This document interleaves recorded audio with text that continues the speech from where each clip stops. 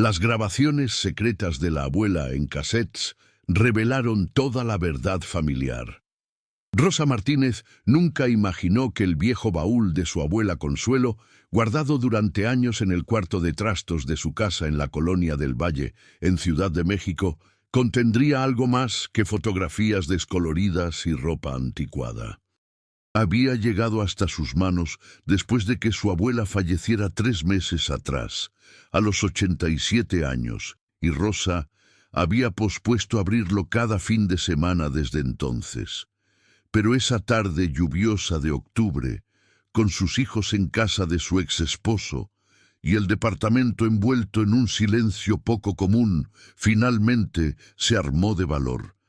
Entre rebozos tejidos a mano, collares de cuentas de colores y un rosario de madera desgastado, sus dedos rozaron algo duro y rectangular. Sacó una caja de zapatos amarrada con un listón rojo descolorido, y al destaparla, encontró 10 cassettes perfectamente alineados, cada uno etiquetado con fechas que iban desde 1987 hasta 1996, y un pequeño cassette player con audífonos enrollados. Con manos temblorosas, Rosa conectó el aparato, insertó el cassette marcado como 1987 para cuando estés lista, ajustó los audífonos y presionó play, sin saber que la voz de su abuela estaba a punto de cambiar todo lo que creía saber sobre su familia. Antes de continuar la historia, por favor, ayuda al canal suscribiéndote y dejando tu like. Así podremos seguir trayendo más historias como esta para ustedes. La voz de Consuelo surgió del cassette con una claridad sorprendente, considerando los años transcurridos. Mi niña Rosa comenzaba con un tono suave pero firme. Si estás escuchando esto, significa que finalmente me fui de este mundo y tú has encontrado estas grabaciones.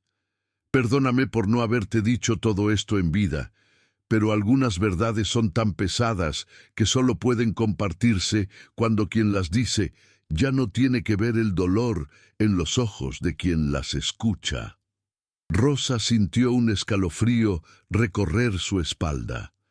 Su abuela siempre había sido una mujer de pocas palabras, reservada, con una tristeza perpetua en la mirada que nadie en la familia supo nunca explicar. Estas grabaciones son mi testamento verdadero, no el de papeles y propiedades, sino el de verdades y secretos que he cargado durante décadas. Grabé la primera cuando tú tenías apenas 2 años, y la última el año pasado, cuando mi corazón me avisó que ya no me quedaba mucho tiempo. Rosa detuvo la grabación, el corazón latiéndole con fuerza. Miró los otros cassettes, cada uno cuidadosamente etiquetado. El segundo decía 1989, sobre tu madre. El tercero, 1991, lo que nadie sabe de tu abuelo Francisco. El cuarto, 1993, la verdad sobre Monterrey. Había títulos que no tenían sentido inmediato. 1994, el hermano que nunca conociste. 1995, ¿por qué dejamos Oaxaca? 1996, el dinero que nunca fue nuestro. Rosa sintió que el aire se le escapaba de los pulmones. ¿Un hermano que nunca conoció? Su madre, Patricia, había sido hija única, al igual que ella. ¿O no? Con dedos temblorosos, volvió a presionar play. Sé que lo que voy a contarte cambiará muchas cosas, mi niña, continuó la voz de Consuelo. Pero las verdades guardadas son como veneno lento. Y aunque yo me lleve este veneno a la tumba, no quiero que tú y tus hijos vivan con las consecuencias de mis silencios. Voy a empezar por el principio, por el día en que conocí a tu abuelo Francisco en la plaza de Oaxaca, en 1955. Yo tenía 17 años y él 22. Acababa de llegar de Puebla buscando trabajo en las minas de los alrededores. Era guapo, mi niña, con esos ojos verdes que tú heredaste y una sonrisa que hacía que hasta las piedras se derritieran. Durante los siguientes 40 minutos, Rosa escuchó a su abuela narrar una historia de amor que nunca había conocido. Francisco había llegado a la vida de Consuelo como un rayo de luz en medio de una existencia gris. Ella trabajaba en el mercado de Oaxaca, ayudando a su madre a vender textiles, y él aparecía cada sábado a comprar provisiones para la mina. Durante 6 meses se cortejaron bajo la mirada estricta de la familia de Consuelo, hasta que Francisco finalmente pidió su mano. Se casaron en la iglesia de Santo Domingo en diciembre de 1955, y Consuelo se mudó a un pequeño pueblo minero a 30 kilómetros de Oaxaca. Esos primeros años fueron los más felices de mi vida, decía la voz de su abuela con una calidez que Rosa nunca había escuchado cuando estaba viva. Francisco era trabajador, cariñoso, soñaba con tener una familia grande. Yo quedé embarazada a los 3 meses de casada, y cuando nació tu madre Patricia, en septiembre de 1956, sentí que mi vida estaba completa.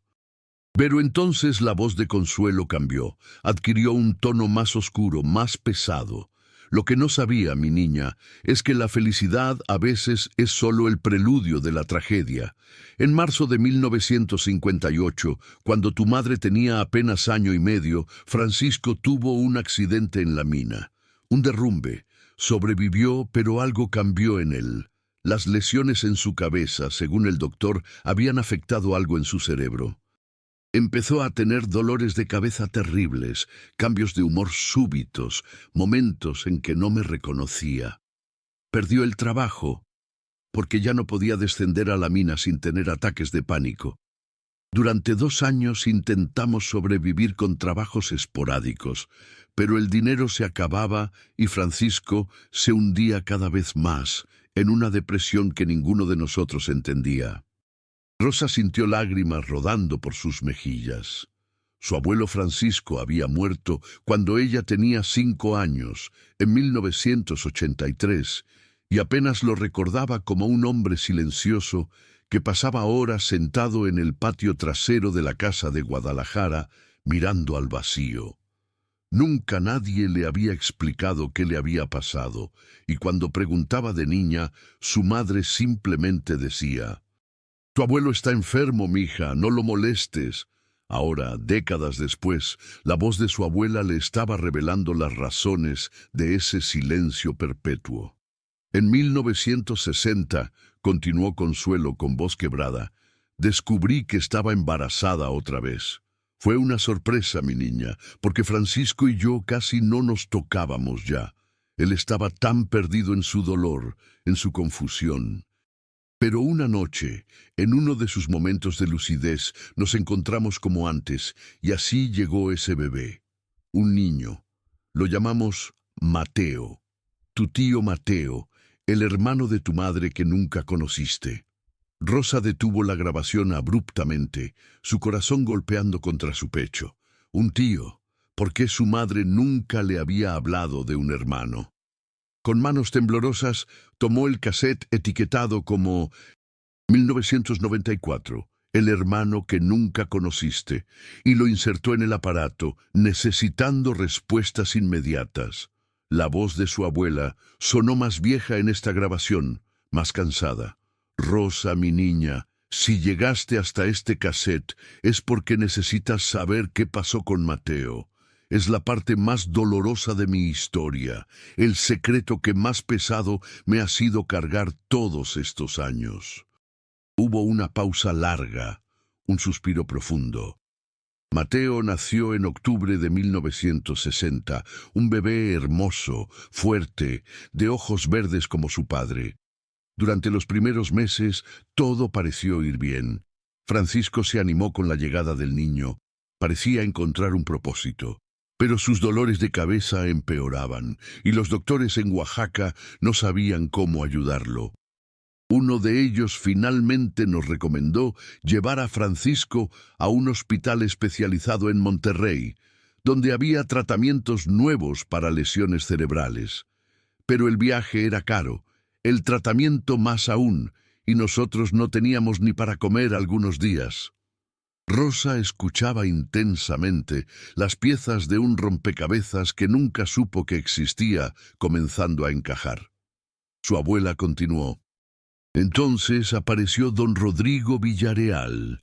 Era dueño de varias minas en la región, un hombre rico, poderoso. Había oído hablar del accidente de Francisco y de nuestra situación. Vino a nuestra casa en el pueblo un día de abril de 1961 con una oferta. Pagaría todo el tratamiento de Francisco en Monterrey. Además, nos daría dinero suficiente para vivir mientras él se recuperaba. A cambio, queríamos que cuidáramos de algo para él, algo que nadie podía saber. La voz de Consuelo se quebró. Debí haber dicho que no, mi niña. Debí haber cerrado la puerta y buscado otra manera. Pero cuando tienes un esposo enfermo, una niña de 5 años y un bebé de 6 meses, y alguien te ofrece la salvación, no piensas con claridad. Aceptamos. Don Rodrigo tenía un hijo ilegítimo, reveló Consuelo después de otra larga pausa. Un niño que había tenido con una de sus trabajadoras domésticas, una muchacha de 18 años de un pueblo cercano. La familia de don Rodrigo era muy tradicional, muy religiosa, y el escándalo de un hijo fuera del matrimonio podría arruinar su posición social, sus negocios, todo.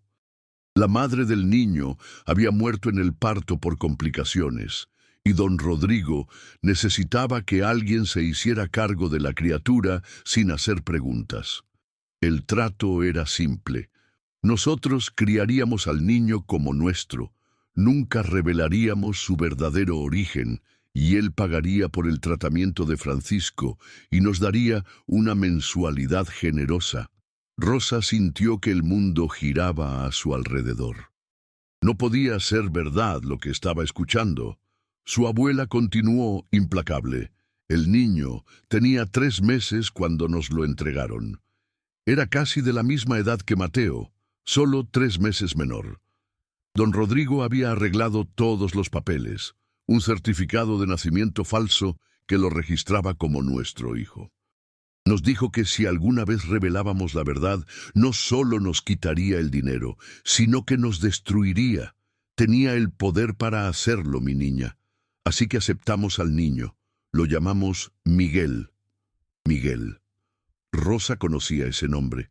Miguel Martínez había sido el hermano menor de su madre, el tío que había muerto en un accidente automovilístico en 1979, cuando Rosa tenía apenas 1 año.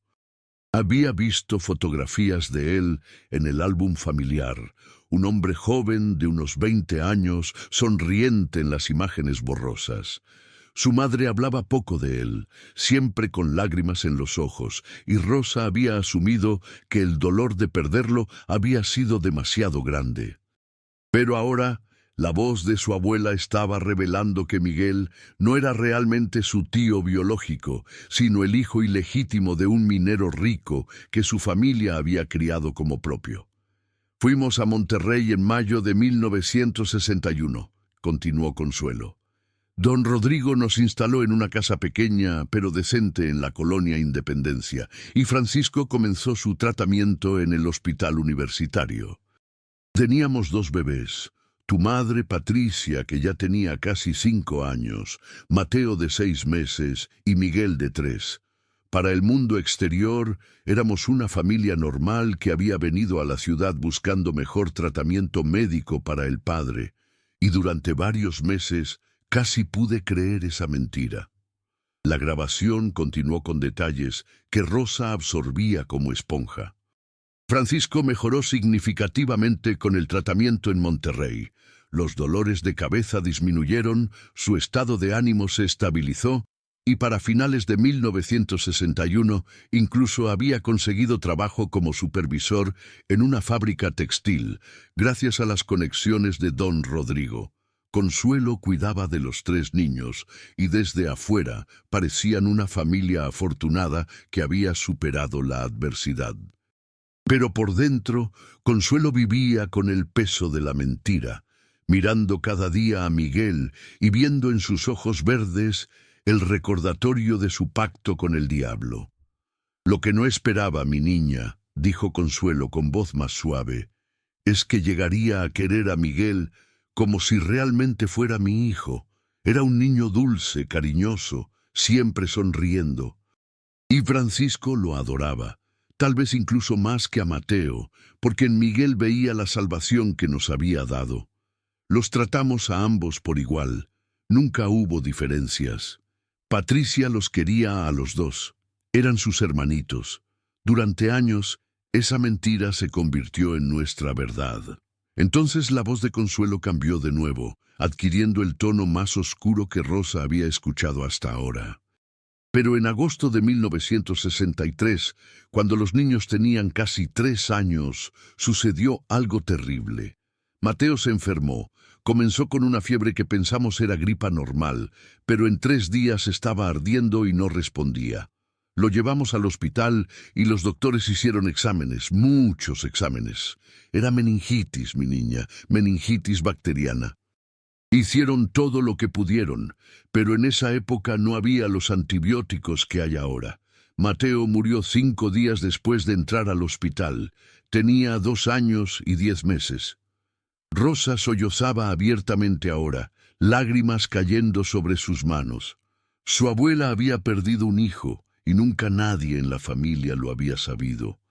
Toda su vida había pensado que Patricia era hija única, que Miguel había sido el hermano menor.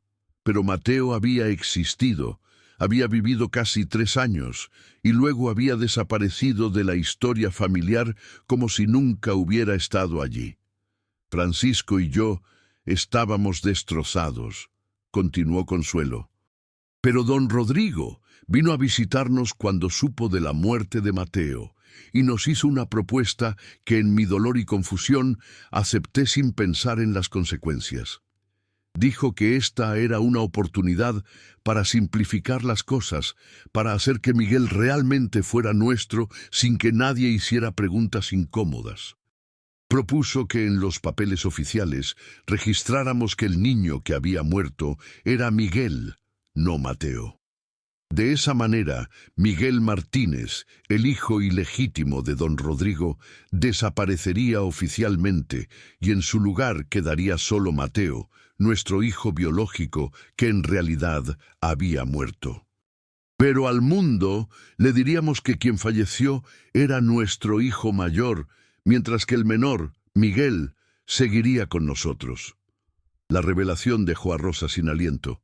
Su tío Miguel, el que había muerto en 1979, era en realidad Mateo, su tío biológico. Y el Mateo que había muerto de meningitis en 1963 era en realidad Miguel, el hijo de don Rodrigo.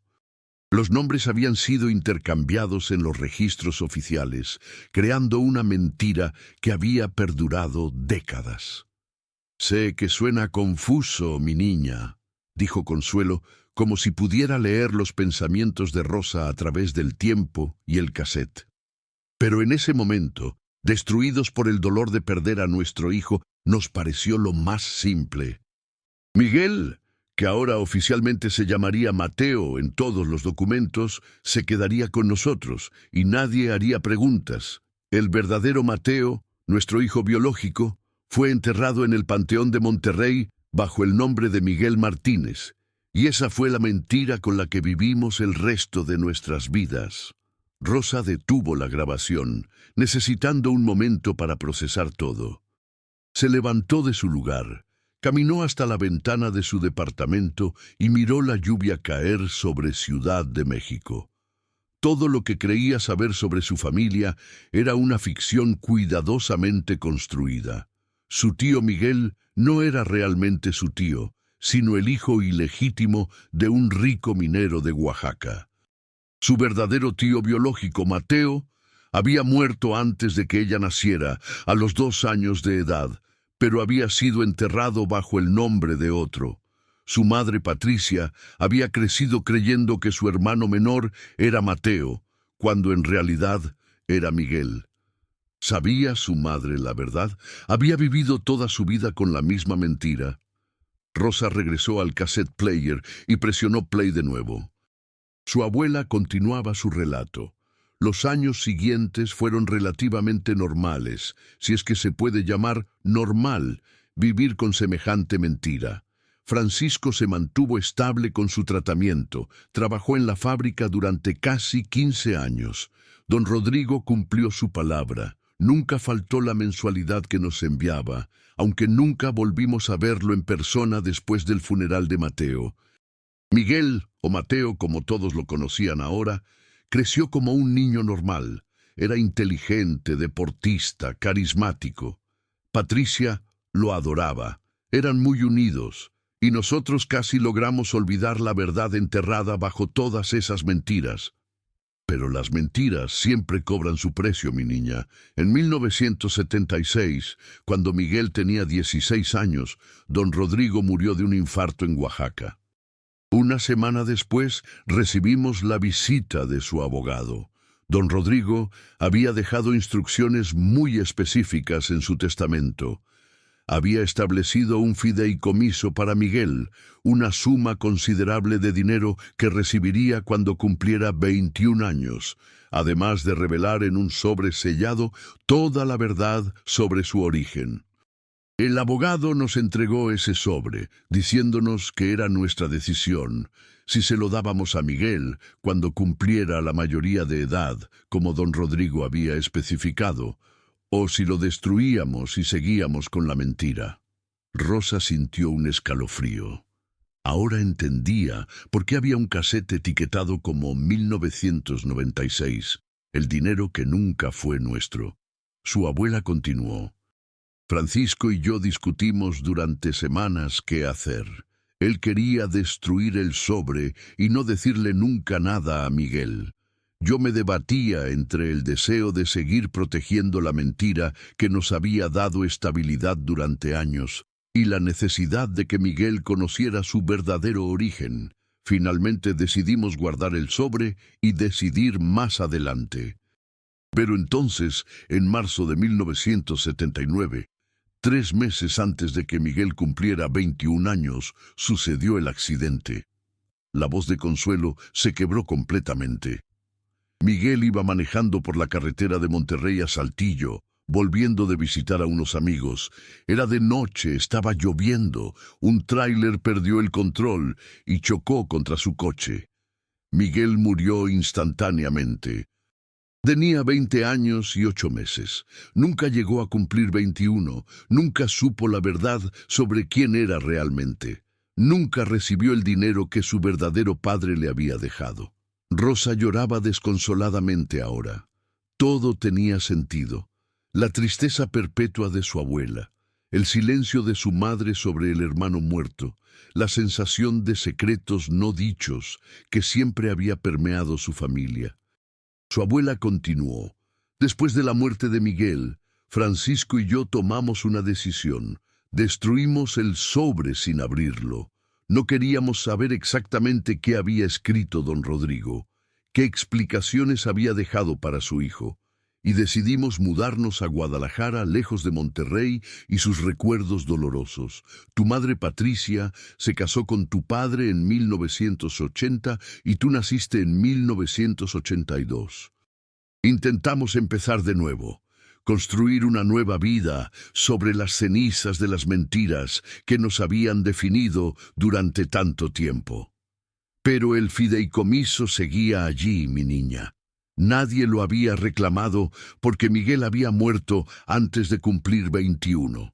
Durante años estuvo allí, acumulando intereses, esperando. Y yo viví con la culpa de saber que ese dinero existía, que debería haber sido de Miguel si hubiera vivido, pero que ahora quedaba en un limbo legal. Finalmente, en 1996, el banco que administraba el fideicomiso me contactó. Después de 17 años sin reclamante, el dinero sería absorbido por el Estado a menos que algún familiar directo lo reclamara. Como su madre legal en los documentos, yo tenía derecho a reclamarlo. Rosa tomó el cassette etiquetado como 1996, el dinero que nunca fue nuestro, y lo insertó. La voz de su abuela sonaba más vieja aquí, era claramente una grabación más reciente. Mi niña, lo que voy a decirte ahora tal vez cambie tu opinión sobre mí, pero necesito que sepas la verdad completa. reclamé el dinero del fideicomiso. Era una suma considerable, más de 2 millones de pesos de esa época. Lo justifiqué diciéndome que había criado a Miguel durante 20 años, que había sido su madre en todo, excepto en la sangre, que había sufrido con su muerte como si hubiera sido mi hijo biológico. Pero, en el fondo, sabía que estaba tomando dinero que no era mío, que era la herencia de don Rodrigo para el hijo que nunca pudo reconocer públicamente. Usé parte de ese dinero para pagar la casa en Guadalajara, donde vivimos hasta que tu abuelo Francisco murió en 1983. El resto lo invertí y lo fui usando a lo largo de los años para ayudar a tu madre, para ayudarte a ti cuando naciste, para tu educación, para las emergencias que surgían. Cuando tu madre y tu padre se divorciaron en 1995 y ella necesitaba dinero para el enganche del departamento donde vive ahora, yo se lo di. Cuando tú necesitaste ayuda para la universidad, yo te la di. Todo ese dinero que pensaban venía de los ahorros de toda una vida de trabajo de tu abuelo y mío. En realidad venía del fideicomiso de Miguel, del dinero que su verdadero padre le había dejado. Rosa sintió una mezcla de emociones: shock, confusión, algo que podría ser indignación o podría ser tristeza. Su educación, la estabilidad de su madre después del divorcio, tantas cosas habían sido financiadas con dinero que venía de una fuente que nunca imaginó. Su abuela continuó: sé que tal vez me juzgues por esto, mi niña. Tal vez pienses que no tenía derecho a ese dinero. Y tendrías razón, pero durante todos estos años me he preguntado qué habría querido Miguel, qué habría querido don Rodrigo. Y me gusta pensar, tal vez solo para poder dormir en las noches, que habrían querido que ese dinero beneficiara a Patricia, su hermana que lo amó genuinamente, y a ti, su sobrina. Pero eso tal vez sea solo mi forma de justificar lo injustificable. Había 3 cassettes más sin escuchar. Rosa los miró. 1989, sobre tu madre. 1991, lo que nadie sabe de tu abuelo Francisco. Y 1993, la verdad sobre Monterrey. Con manos temblorosas insertó el de 1989. La voz de su abuela era más joven aquí, más fuerte. Rosa, mi niña, ahora necesito hablarte sobre tu madre Patricia y por qué ella es como es. Tu madre siempre ha sido una mujer difícil de entender, ¿verdad? Distante a veces, sobreprotectora otras veces, con esa tristeza que nunca se quita de sus ojos. Hay razones para eso, razones que vienen de su infancia, de los secretos que presenció sin entender completamente. Patricia tenía 9 años cuando Mateo, nuestro verdadero hijo, murió de meningitis. Era lo suficientemente mayor para recordarlo, para amarlo, para sufrir su pérdida, pero le dijimos que era Miguel quien había muerto y que su hermano menor, Mateo, estaba bien.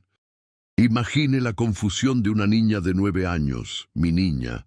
Ella sabía que algo no cuadraba, que sus padres estaban mintiendo sobre algo, pero no sabía exactamente qué. Durante años vivió con esa disonancia, sabiendo en algún nivel subconsciente que la historia oficial no coincidía con sus recuerdos reales. Además, Patricia fue testigo de la enfermedad de tu abuelo Francisco durante sus primeros años. Vio sus ataques de ira, sus momentos de confusión, la violencia que a veces expresaba cuando el dolor de cabeza era insoportable. Nunca nos lastimó físicamente, pero las palabras que decía, los gritos, los objetos que rompía, todo eso dejó cicatrices en tu madre. Ella creció caminando en cáscaras de huevo, nunca sabiendo si encontraría a su padre lúcido y cariñoso, o perdido en su dolor y frustración. Rosa pensó en su madre, Patricia, que ahora tenía 69 años y vivía sola en Guadalajara. Siempre había sido una mujer complicada, con cambios de humor impredecibles, sobreprotectora al punto de la asfixia cuando Rosa era niña, pero al mismo tiempo emocionalmente distante, incapaz de expresar afecto físico o verbal. Rosa había atribuido esto a la personalidad de su madre, tal vez a algún trauma no procesado del divorcio de sus propios padres. Pero ahora entendía que las raíces eran mucho más profundas, más complejas. Tu madre también sufrió terriblemente con la muerte de Miguel en 1979, continuó Consuelo. Él tenía 20 años, ella 22, acababa de conocer a tu padre. Miguel era su confidente, su mejor amigo. Su muerte la destrozó de una manera que nunca pudo superar completamente. Y creo que en algún nivel siempre supo que había algo que no le habíamos dicho, algún secreto sobre Miguel que nunca compartimos. Esa sensación de verdades ocultas la persiguió toda su vida. La hizo desconfiar, la hizo incapaz de abrirse completamente, incluso contigo.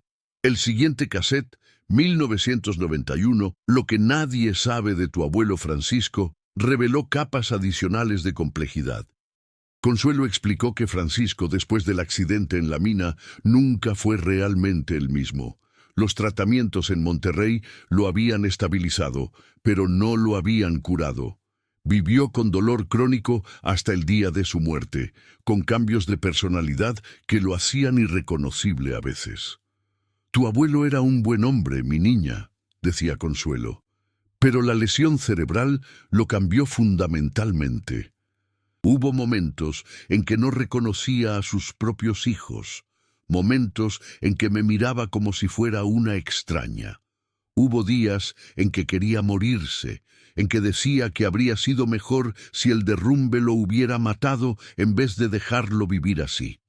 Francisco también vivió con la culpa de lo que habíamos hecho, de las mentiras que habíamos contado. Especialmente después de la muerte de Miguel en 1979, se sumergió en una depresión profunda. Sentía que habíamos sido castigados por Dios por aceptar al hijo de otro hombre y permitir que nuestro propio hijo biológico fuera enterrado bajo un nombre falso. Bebía para olvidar, y cuando bebía decía cosas, revelaba pedazos de la verdad. Patricia lo escuchó algunas veces, aunque nunca pudo juntar las piezas completas. Tu abuelo murió en 1983, cuando tú tenías apenas 1 año, y creo que para él la muerte fue un alivio. Había sufrido suficiente, cargado suficiente peso. El último cassette, 1993, La verdad sobre Monterrey, contenía detalles adicionales sobre los años que la familia había pasado en esa ciudad. Consuelo reveló que don Rodrigo los había visitado secretamente varias veces durante esos años, siempre disfrazando las visitas como encuentros casuales o asuntos de negocios. Quería ver a su hijo crecer, aunque fuera de lejos.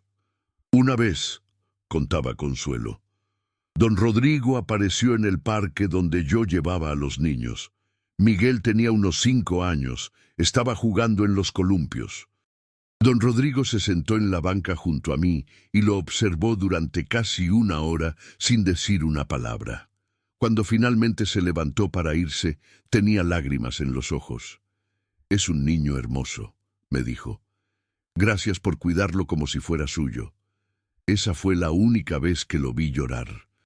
Rosa pasó 3 días escuchando y reescuchando los cassettes, tomando notas, tratando de organizar la cronología de todo lo que su abuela había revelado.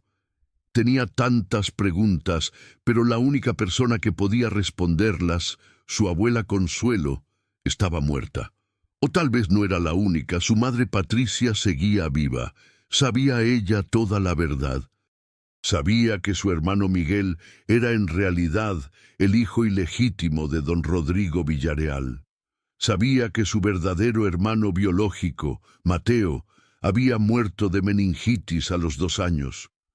Rosa decidió que tenía que hablar con su madre. Era una conversación que temía, sabiendo que podría destruir los frágiles equilibrios que habían mantenido su relación durante años. Pero las verdades reveladas por su abuela pesaban demasiado para seguir guardándolas. tomó un autobús a Guadalajara ese fin de semana, llevando consigo el cassette player y las grabaciones. Patricia vivía en un departamento pequeño en la colonia americana, un vecindario antiguo pero bien cuidado. Cuando abrió la puerta y vio a Rosa con una expresión seria, inmediatamente supo que algo importante estaba pasando. «¿Qué pasa, mija? ¿Estás bien?» Rosa entró sin decir nada, colocó el cassette player en la mesa del comedor y dijo simplemente: «Mamá, encontré unas grabaciones de la abuela. Necesito que las escuches conmigo». Durante las siguientes horas, madre e hija escucharon juntas las confesiones de Consuelo. Rosa observaba la cara de su madre cuidadosamente, viendo el shock inicial transformarse en comprensión, luego en dolor, finalmente en una especie de alivio mezclado con ira. Cuando terminaron el último cassette, Patricia se quedó en silencio durante largos minutos, lágrimas corriendo silenciosamente por sus mejillas. Finalmente habló. «Siempre supe que había algo. Durante toda mi vida supe que mis padres me estaban mintiendo sobre algo importante, pero nunca podría haber imaginado esto». Patricia reveló entonces sus propios recuerdos fragmentados. Recordaba a 2 bebés en la casa cuando era niña. Recordaba a su madre cuidándolos a ambos. Tenía recuerdos vagos de un funeral cuando tenía 9 años, de sus padres llorando, de un entierro. Pero cuando preguntaba años después sobre su hermano que había muerto, sus padres decían que estaba confundida, que solo había habido un hermano, Miguel, que había muerto en el accidente de 1979. «Me hicieron creer que estaba loca», dijo Patricia con voz quebrada. «Me hicieron dudar de mis propios recuerdos. Durante años pensé que tal vez había soñado ese otro bebé, ese otro funeral, pero era real. Mateo era real». Madre e hija pasaron el resto del fin de semana desenredando décadas de mentiras y medias verdades. Patricia compartió más recuerdos que había suprimido durante años, conversaciones que había escuchado a escondidas entre sus padres cuando era adolescente, referencias a Don Rodrigo y el trato, momentos en que su padre Francisco, especialmente cuando bebía, decía cosas confusas sobre el niño que no era nuestro y el niño que perdimos. Todo había estado allí, fragmentado y confuso, esperando las piezas que finalmente lo explicaran todo. «¿Qué hacemos ahora con esta información?», preguntó Rosa finalmente. Patricia la miró largamente antes de responder. «Necesito ir a Monterrey. Necesito visitar la tumba de mi verdadero hermano, el que está enterrado bajo el nombre equivocado. Necesito despedirme de él apropiadamente, después de todos estos años». Rosa asintió. «Yo voy contigo». Una semana después, Rosa y Patricia manejaron a Monterrey, llevando consigo los documentos que habían encontrado en el baúl de Consuelo. Certificados de nacimiento, fotografías viejas, incluso algunos papeles relacionados con el fideicomiso de Don Rodrigo, el panteón donde estaba enterrado. Miguel Martínez era un cementerio grande en las afueras de la ciudad, establecido en los años 50. Les tomó 2 horas encontrar la tumba correcta, una lápida simple que decía Miguel Martínez Soto, 1960-1963, ángel que nos visitó brevemente. Patricia se arrodilló frente a la tumba y lloró abiertamente por primera vez desde que había escuchado las grabaciones. «Mateo», dijo suavemente, «eras mi hermanito. Te recuerdo, aunque todos me dijeron que estaba confundida. Recuerdo tus ojos verdes, tu risa. Perdóname por no poder visitarte antes, por no saber siquiera dónde estabas». Rosa puso una mano en el hombro de su madre, sus propias lágrimas cayendo. Habían traído flores, crisantemos blancos, y las colocaron cuidadosamente en el suelo frente a la lápida. Después de visitar la tumba, fueron al Registro Civil de Monterrey. Rosa había investigado las leyes sobre corrección de registros civiles erróneos. y aunque era un proceso complicado, existía la posibilidad de corregir oficialmente el error, de cambiar el nombre en la lápida y en los documentos para reflejar la verdad que quien estaba enterrado allí era Mateo Martínez Soto, no Miguel.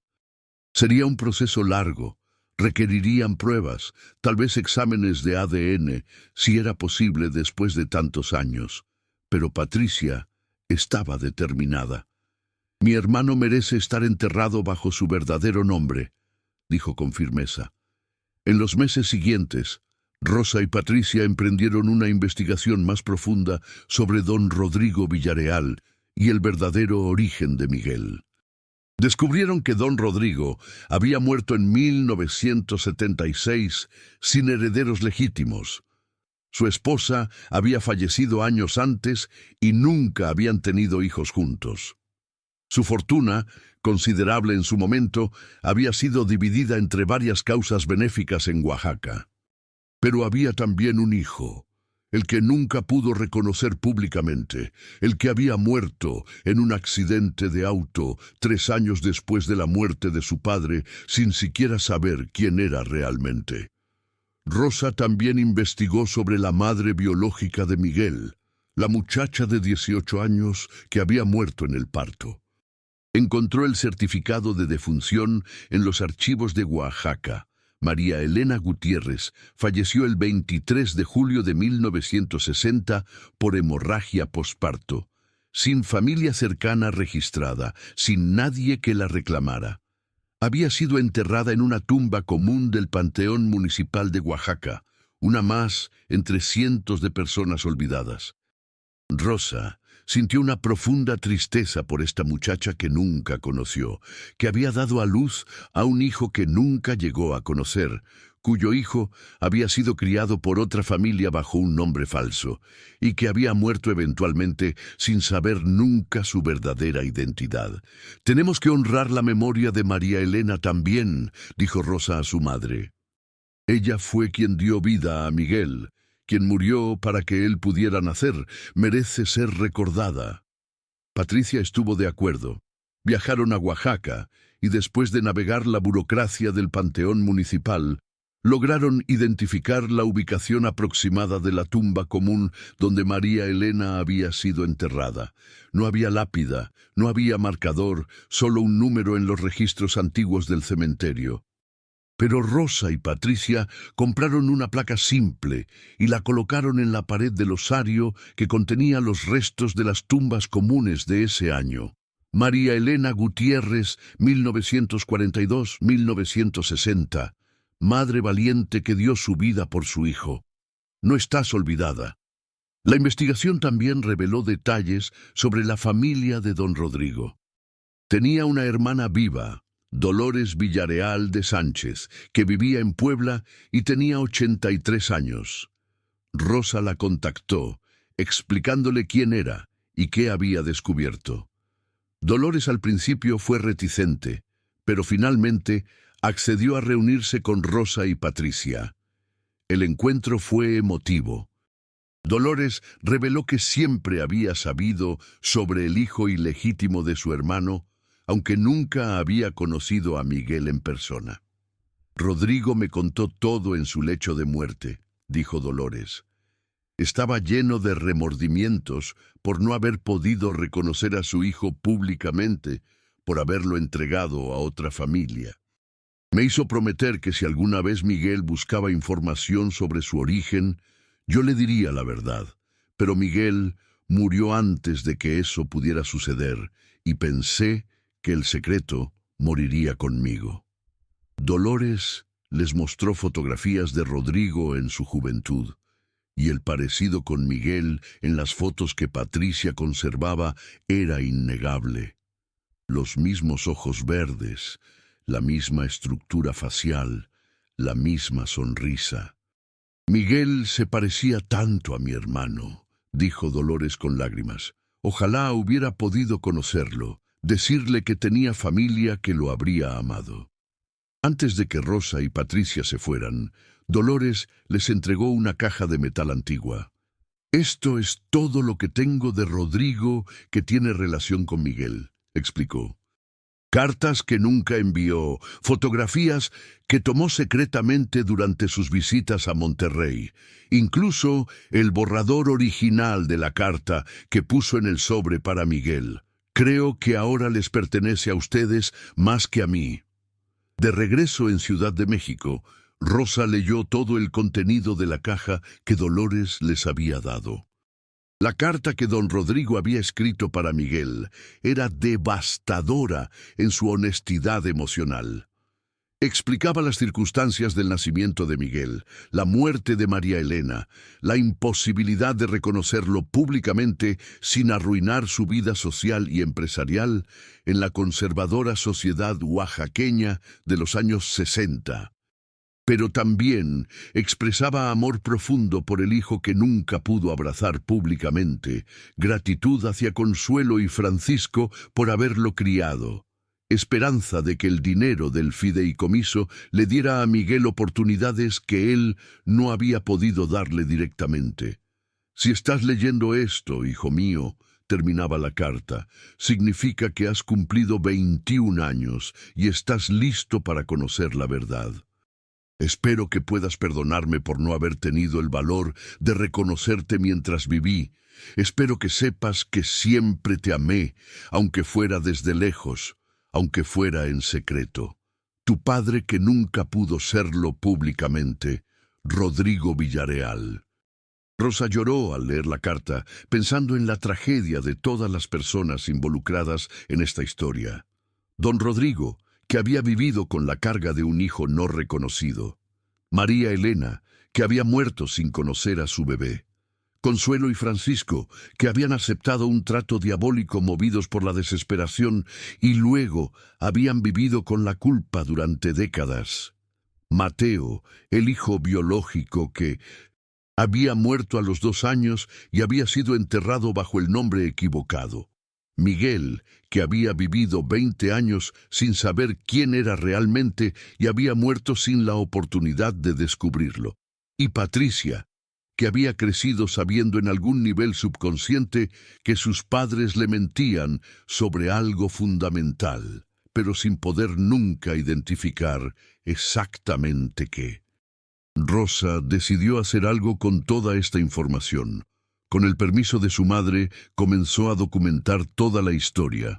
Las grabaciones de su abuela, los documentos encontrados en el baúl, las fotografías de Dolores, las cartas de don Rodrigo. Creó un archivo completo de la historia familiar, incluyendo su propia investigación y las entrevistas que había realizado. No era solo para ella o para su madre, sino para las generaciones futuras, para sus propios hijos, para que supieran de dónde venían realmente y entendieran las complejidades de las decisiones que sus ancestros habían tomado. También, con la ayuda de un abogado, Rosa y Patricia iniciaron el proceso legal para corregir los registros oficiales. Fue complicado. Requirió pruebas de ADN de Patricia y los restos de Mateo, testimonios de testigos vivos de la época, documentos históricos. Pero después de 2 años de trámites, finalmente un juez en Monterrey ordenó la corrección oficial de los certificados de nacimiento y defunción. Mateo Martínez Soto fue reconocido oficialmente como el hijo biológico de Consuelo y Francisco, que había muerto de meningitis en 1963, y Miguel Martínez, el nombre que había llevado durante 20 años, fue reconocido como el seudónimo de Miguel Villarreal Gutiérrez, hijo de Rodrigo Villarreal y María Elena Gutiérrez. Con la corrección legal completa, Rosa y Patricia pudieron cambiar finalmente la lápida en el Panteón de Monterrey. La nueva lápida decía Mateo Martínez Soto, 1960-1963, hijo amado, hermano recordado, nunca olvidado. Al lado colocaron una pequeña placa adicional.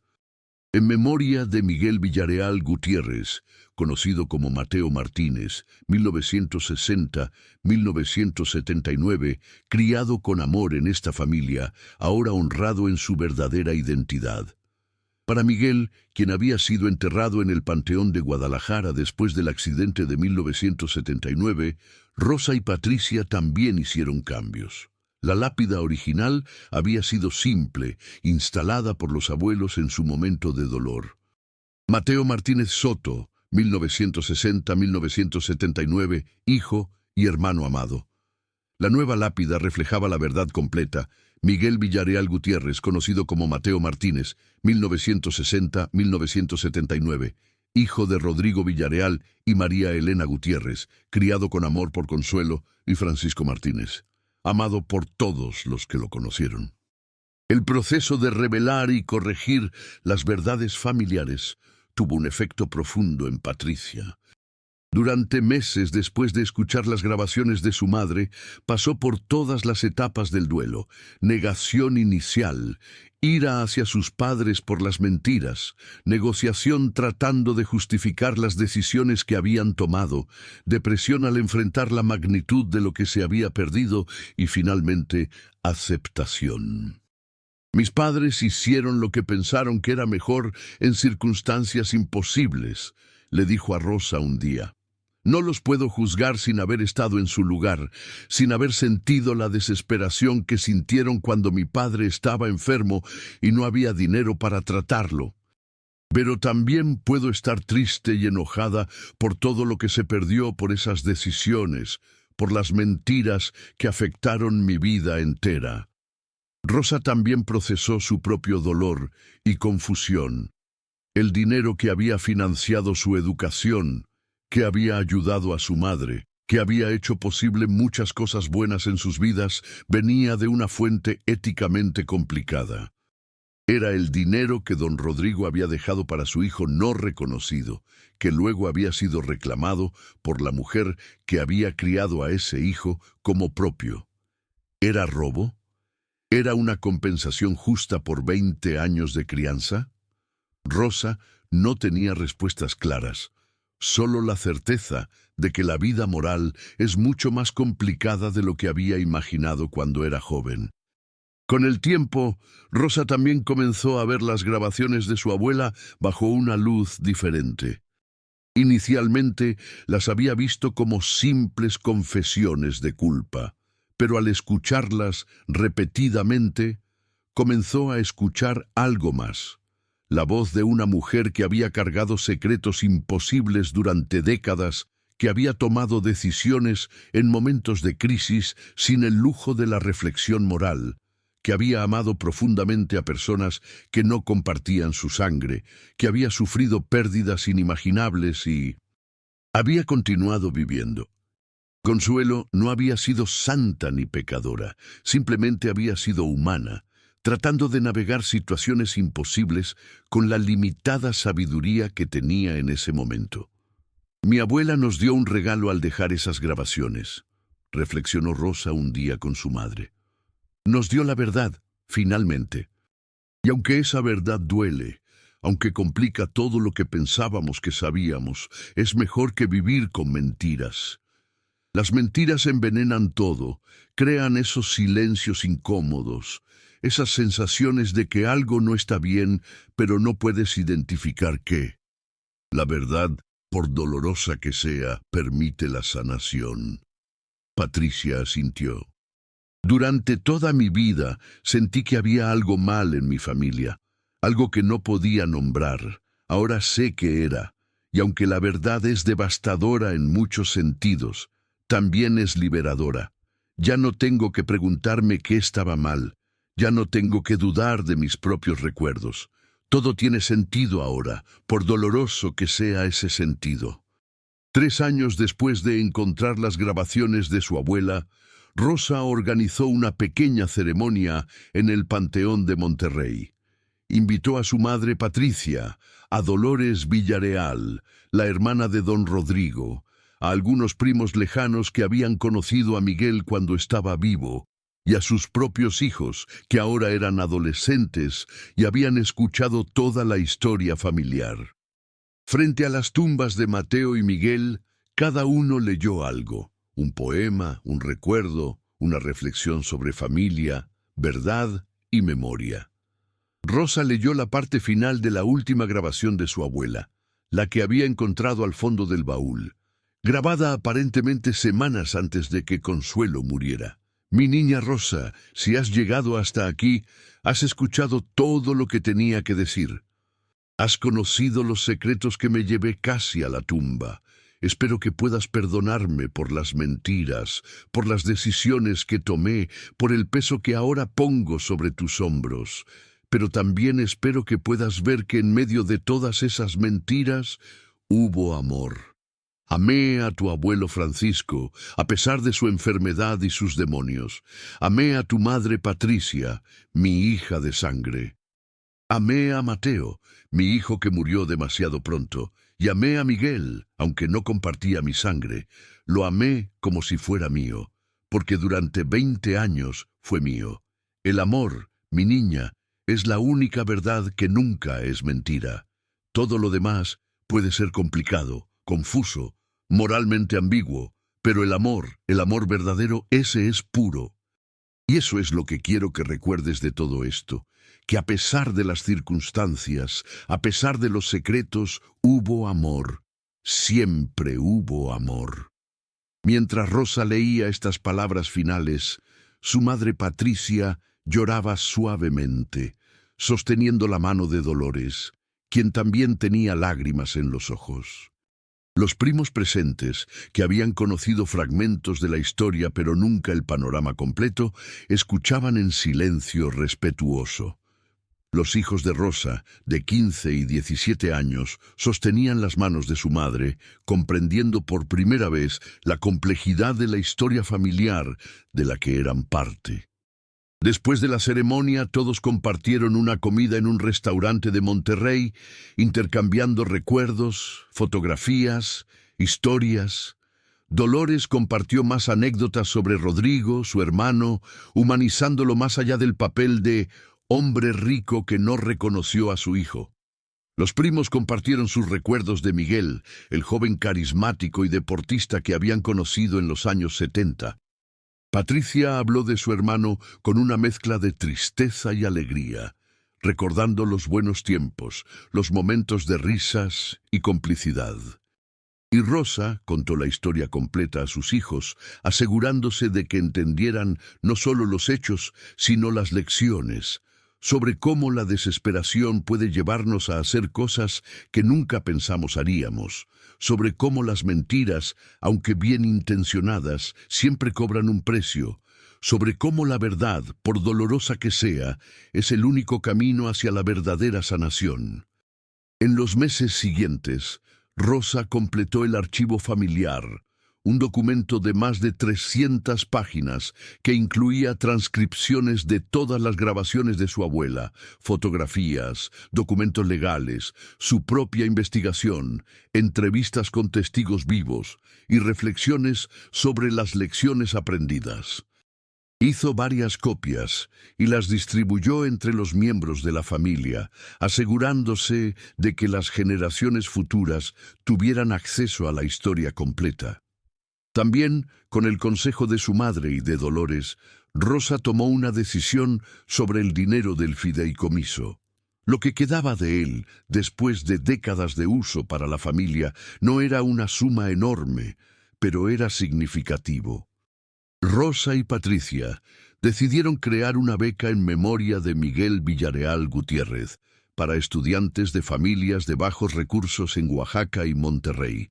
Era su manera de honrar tanto a Miguel como a sus padres biológicos, Rodrigo y María Elena, asegurándose de que el dinero que había sido destinado para Miguel finalmente beneficiara a otros jóvenes en circunstancias similares.